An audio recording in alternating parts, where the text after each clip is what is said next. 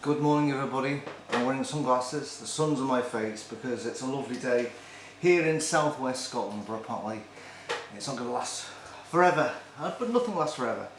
Who sung that? Anyway, who did sing that? Nothing lasts forever. I don't know. Right, okay, let me just read you this. This is from Matthew 24. Everybody knows.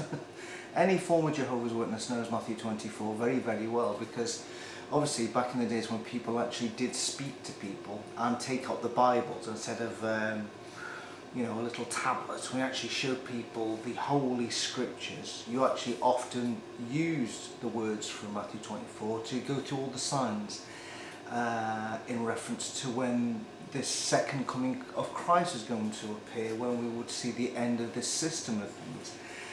Basically, we've got to the point where Jesus has given all the signs, so we've done that. We're on to Matthew 24:37, where Jesus says, and this is from the New International Version, but they're all very similar. As it was in the days of Noah, so it will be at the coming of the Son of Man. Okay? Go on to verse 38. For in the days before the flood, people were eating and drinking, marrying and giving in marriage, up to the day Noah entered the ark. And they knew nothing about what would happen until the flood came and took them all away. That is how it will be at the coming of the Son of Man. So, obviously, it's a few scriptures that we're all very well versed in if you're a former Jehovah's Witness. However, there's a few things wrong with this, which I never thought about at the time, and I don't think I've really thought about subsequently since. I've mentioned them in passing, but I've not really realised until maybe now how important those words are. But basically, that was an absolute lie. There we have the Son of God, Jesus, the Messiah, actually spinning a lie, because everybody who has got half a brain out there knows that the whole flood story is a complete fabrication and a fairy tale. What Matthew 24 goes on to say a little bit after that whole bit is that he then goes on to talk about two men being in a field, one being taken away, two men having a job, one will be taken away, basically saying you need to keep on your watch. And then he actually also refers about the thief of the night. Some man will come when people are not expecting to. He goes on to more quotes of people disappearing and then people, being left behind. And then he also goes into talk about the times of Lot as well. Now, the difference is obviously most of the events in the Bible, we cannot prove they happened because they all occurred in the Middle East. And I don't know how many of you have been to the Middle East or live in the Middle East, but I certainly haven't. Closest I've got to the Middle East is must be Egypt, I think, really, but I've not really been to the Middle East. I was actually going to go to Jerusalem when I was staying in Cyprus once, but I opted to go to see the pyramids in Giza, which I think was a better choice. So a lot of the events that occurred in the Middle East, massive, big biblical events happen in the Middle East. They only occurred in the Middle East, and yet there's not a lot of proof they actually occurred. For instance, obviously Sodom and Gomorrah, the time of Lot, it's believed obviously that happened where I believe the Dead Sea is at the moment, absolute proof that fire and sulfur, that's why it's so salty, blah blah blah blah blah. But again, nobody's found the actual places yet. However, a global flood is completely different, because if it's a global flood, it means that we should have evidence of a global flood wherever we live in the world. I live in Scotland. There should be clear evidence of a global flood in Scotland. If you live in Alaska, Australia, anywhere on the earth apart from the moon, there would be evidence of a global flood. And as far as I'm aware, I'm pretty sure about this, there is no evidence that there is a global flood. In fact, there isn't. There's no evidence at all. When you do like core samples that people take all over the earth, you would see evidence of a global flood there. You can even see evidence of a volcano, exploding Krakatoa, that dust settling, and you can even find evidence of that. You find the evidence of the Ice Age, the Second Ice Age, the Earth being warm, blah blah blah. All the evidence is there. You can see what happened in those particular areas, but there's no evidence of a global flood. I did a long-winded video, which you may want to watch if you've got a spare day, but I did a long-winded video using a map, just referring just a couple of creatures to say, how in God's name did a koala bear, who I can only assume for him to be on the ark, sorry, the two of them to be on the ark, that Noah would have had to travel to Australia, which back in those days must have taken him, wow, maybe years to get to Australia to pick up some koala bears and maybe some kangaroos while he was at it, and all the other animals and insects which are unique to Australia. In fact, clearly that didn't happen. So let's just say he just went over there and he did pick up all these unique creatures who only reside in Australia, and then he managed to go bring them all the way to Turkey or wherever the ark was, and get them in the ark and managed to give them the food that was required for them to eat. Like, I think a koala only eats eucalyptus leaves, so hey, that's a bit of a struggle. So he managed to feed them for all this time, and then the most important thing is that, of course, once the ark settled in Mount Ararat, I believe it was, that all the animals dispersed.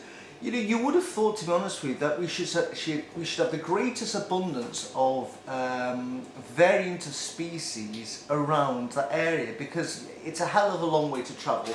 If you're a koala bear, if you want to get to Australia, you may as well just say, I tell you what, let's just talk to your partner and just say, it's quite warm, yeah, okay.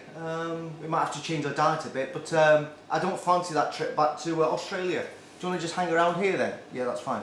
And that would have been the case of all the rest of the creatures who, for a couple of reasons, can't swim and don't like travelling on the ground, which is a hell of a lot of creatures that can't swim over great, vast oceans. And I did this video to just demonstrate, I actually went into how many miles it was, and it was just basically impossible.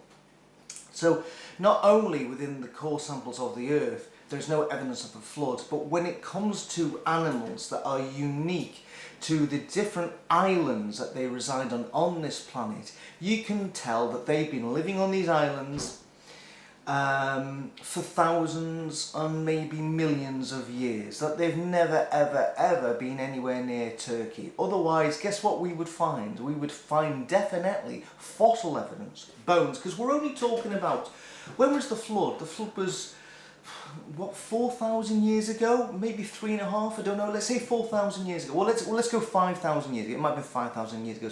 5,000 years ago isn't a long time. So there should definitely be some sort of evidence that around the location of where the ark settled, that it's all abundance of different animals who never got any further than the area around Mount Ararat. Hopefully bred, and they continued on.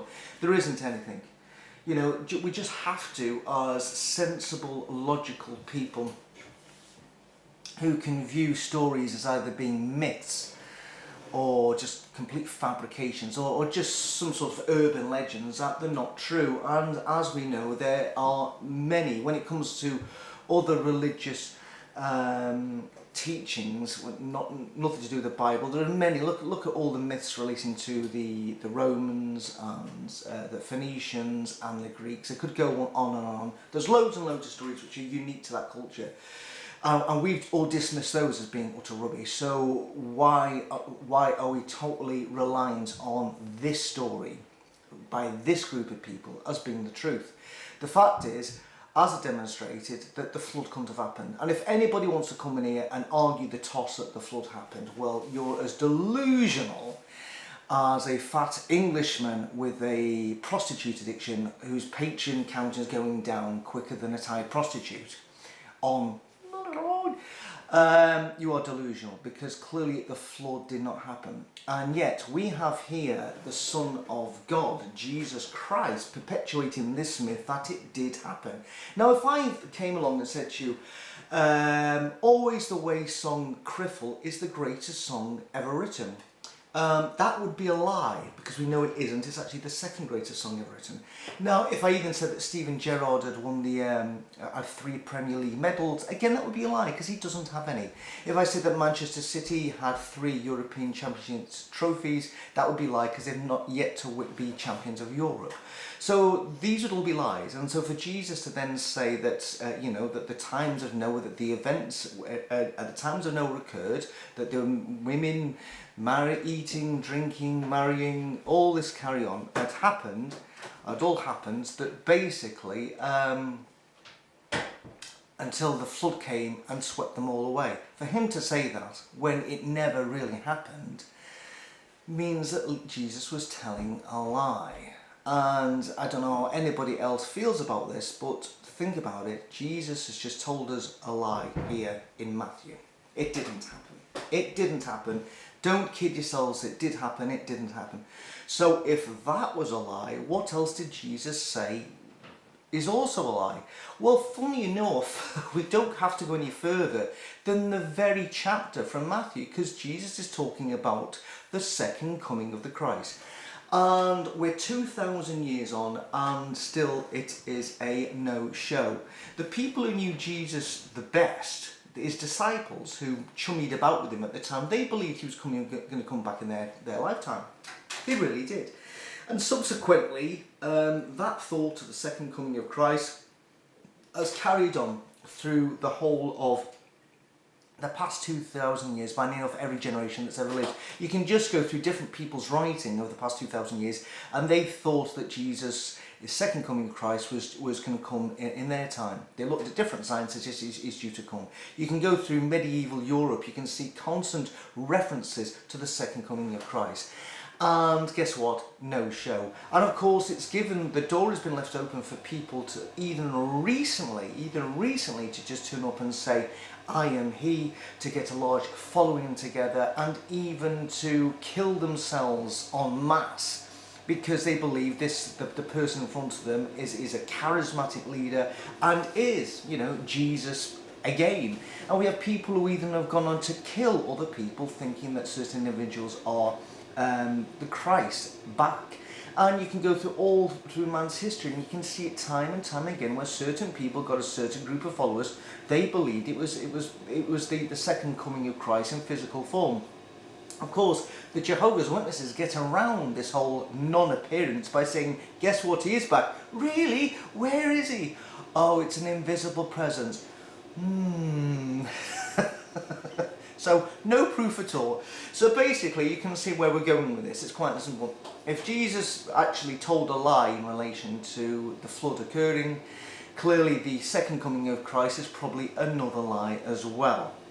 It's as simple as that, which is why, of course, we haven't had that second coming of Christ, and why people are expecting it for the next 2,000 years, and probably for the next 2,000 years again, people still be expecting it to happen in their lifetime, but it ain't going to happen. Because clearly there's something really sus with this whole Jesus figure and these scriptures. However, if we want to go down the rabbit hole and say, yes, there's absolutely positive proof that there was a flood, it did happen. It's not disputed at all. There's proof everywhere. If you do a core testing in my back garden, you will find proof of the flood. And they found skeletal remains of koala bears who don't like even walking on the ground round the ark. And after the flood, there was a wee causeway to every single island in this planet with eucalyptus trees and all the fruitage that all these animals required on their long journey to their respective islands. And then after they finally decided to all go to different islands, that all of a sudden these land masses disappeared. Let's just say that really, let's just say there is that proof. Anyway, so that would mean therefore that, I've said this maybe once or twice before, that it means that Jesus Christ, who apparently we're told by Jehovah's Witnesses for kickoff was the creator, he stood by and let his Father drown billions and billions of creatures all around this planet because of the fact that there was a rebellious group of people in a certain location in the Middle East. And he decided the best way of dealing with this is by drowning them all. And this actually refers back to my story about the Garden of Eden. That when it comes to Jehovah God being a reactionary, he just seems to punish the ones who are easy to punish. But let's think about this. Because Jehovah God decided not to punish Satan, the other angels in heaven thought, oh, game's on here. If he's done nothing to him, I quite like what do you think about those females down there? Very, very attractive. And of course we're spirit creatures and we've not had our end away yet. How about we go down there, transform ourselves into physical beings, and let's let's get it on. Which is apparently what they did. And when of course there was these descendants, the Nephilim, who were a hybrid mixture. It's funny, I wonder if Jesus was Nephilim. And maybe he's very, very tall. And these Nephilim creatures, and apparently there was a lot of violence at the time, and God looked down and was sick of what's happened. But if you think about it, Jehovah God, this was a consequence of not punishing Satan, and again allowing your spirit creatures to go down and to destroy your physical creation. Again, he stood idly by and did absolutely nothing. He never said, wait, you're not doing that, get back here. But of course he then did that by forcing these ones to get back here by, guess what, drowning the planet. So these people had to give up their physical bodies because otherwise they'd die. And therefore they had to return back to the spirit realm. All well and good, but in trying to deal with this process of having to stop these people continuing in physical bodies, he in turn destroyed billions of creatures all over this planet. And also, of course, I'm sure there was innocent women and innocent babies and boys and girls who also sadly drowned in the flood as well. But that was God's way of dealing with both the Nephilim and his rebellious angels. Bizarre, because we already know that, probably in their physical state, one angel of God could have actually just destroyed all the Nephilim and all the rebellious angels in physical form, and left all the rest of the people just to get on with it, really, and all the rest of the billions of creatures to happily live all over this planet. But instead he committed the worst act of animal cruelty ever recorded in the world. What a loving provision from Jehovah. And his son Jesus Christ, who in Matthew 24 referenced this, because of course this did happen, stood idly by as Jehovah God destroyed the thing that he had actually taken a hand in making. Can you imagine Jehovah and Jesus applying to work in an animal sanctuary today? Imagine, the guy's interviewing first, Jehovah comes in first, the guy's got the CV, handy bit of paper. This isn't Jehovah God's CV. Oh my God, that would be a long one. So, Jehovah God, yeah, okay. Says here that you've had a lot of dealings with animals. That's what we're looking for here. All types of animals, apparently. Excellent. Let's see. Oh, hold on. Apparently 5,000 years ago, you drowned billions of creatures all over the world. Right. Can I ask you why you did that? I was having a bad day. There was a bunch of guys were really pissing me off a wee bit, and I decided the best way to do this was actually flood the whole of the earth and drown all these animals. And so you stood idly by and watched these poor creatures suffering and gasping for the last breath as they drown in water. Yeah. Right, okay. We'll have to term the interview right now. I wouldn't even want you to look after my pet snail. Okay, next! Okay, who have we got now? Jesus H. Christ, next of kin, Jehovah God. Was that guy your father? Yeah, oh, yes, he was. And you sort of stood idly by and watched him do this? Yes, I did. And you never intervened? No, I didn't. Right, okay, next! So if you can see what I mean, neither of those two guys would actually get a job working, looking after, grasshoppers because of what happened in the flood. And yet we're to believe that these two guys are responsible for both creating and destroying billions of creatures all over the earth. Yes, so if you're happy to still worship if the Bible really is true, worship, these two guys, and you do not like animal cruelty in any sort of shape or form, try to justify, if you can, the actions of both Jehovah God and his son Jesus, who stood idly by, maybe even participated in the bringing down of the rain. If you're happy with that, if you can sleep with that at night, that's good for you. However, I do not believe that there was a global flood. There was probably a localized flood because it's built into the legends of other religions at the time, as we know. I think it was a localized flood, and it's just a story which has just grew and grew and grew. Just like if you look at the stories of any single saint, of a guy that really lived in the past 1,000 years. If you look at anybody who came over from Ireland to Britain and tried to spread Christianity to the Picts and the Celts or whoever it is, there's a whole load of myths and stories about things that they were able to do. We all know when you look at them, I don't think so, but this is the way these things happen. I think the story of Jesus Christ is just another story of another charismatic leader who was versed in whatever the Old Testament was called at the time, was versed in the old scrolls and scriptures. He knew the story of Noah. He was a charismatic leader who drew people to him. They thought he was the person that the Jews had been looking for all this time to lead them to great glory, and instead other Jews didn't like him and had the Romans put him to death. And then he died. And then, of course, subsequently, they had to think, we've got 3 days to figure out what to do next. I tell you what, let's just say he came back. And in fact, bizarrely, he did come back, and the people who've been in close contact with him for a number of years didn't even recognise him. Oh dear. Yeah, so, and I think, therefore, just like other charismatic leaders, people then believed the myth.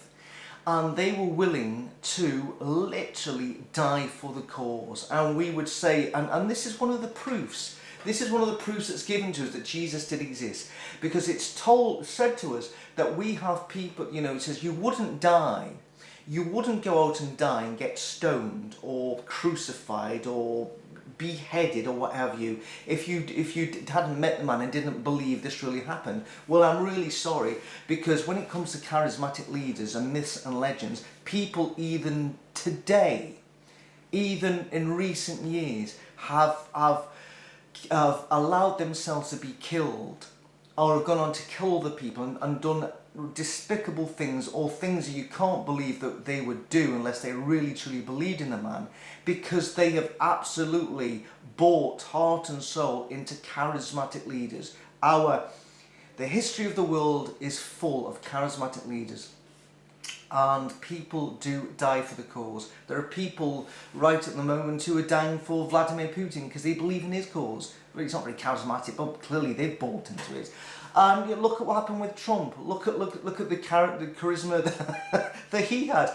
Millions of people bought into that, and even people died because of, injecting themselves with bleach or whatever it was.